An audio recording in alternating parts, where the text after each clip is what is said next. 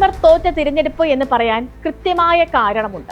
ഏറനാട് നിയമസഭാ മണ്ഡലത്തിന്റെ കഥ തന്നെ എടുക്കാം. 2011 PV അൻവർ സ്വതന്ത്രനായി മത്സരിച്ച് അവിടെ 47,302 വോട്ട് നേടിയത്.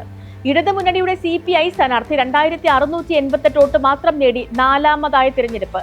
CPIM അൻവറിനെ പിന്തുണച്ചത് കൊണ്ടാണ് അതുണ്ടായത് എന്ന് വോട്ട് നിലയിൽ വ്യക്തമായിരുന്നുവെങ്കിലും അൻവർ അന്ന് ഒറ്റയ്ക്ക് നിന്ന് മത്സരിച്ച തിരഞ്ഞെടുപ്പായിരുന്നു അത്. ഇനി 2014 വയനാട് ലോക്സഭാ തിരഞ്ഞെടുപ്പിലേക്ക് വരാം. അന്ന് ആരുടെയും പിന്തുണയില്ലാതെ PV അൻവർ നിലമ്പൂരിൽ നിന്നും പിടിച്ച വോട്ടുണ്ട് 6,811. 9 വർഷം MLA ആയിരുന്നിട്ടും അതിൽ നിന്നും അതിഭീമമായ വർധനവ് എന്ന് ഇപ്പോൾ പറയാൻ കഴിയില്ല. കാരണം ഈ വോട്ടർമാരുടെ എണ്ണത്തിലൊക്കെ 20,000-ഓളത്തിന്റെയൊക്കെ വർധനവുണ്ടായിട്ടുണ്ട്.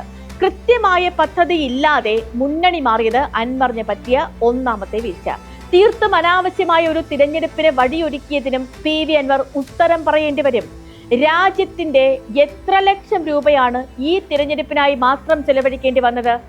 ആര്യാടൻ ഷൗക്കത്തിന് നിലച്ചിരിക്കാത്ത നേരത്ത് നിയമസഭയിലേക്ക് എത്താൻ കഴിഞ്ഞു എന്നതല്ലാതെ മറ്റൊരു നേട്ടവും ഈ തിരഞ്ഞെടുപ്പ് കൊണ്ടുണ്ടാകുന്നില്ല.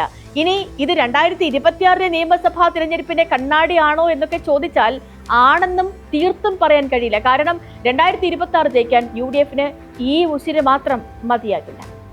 സ്പോട്ട്ലൈറ്റിനെ മറ്റൊരു വിഷയമായി നാളെ ഇതേ സമയം.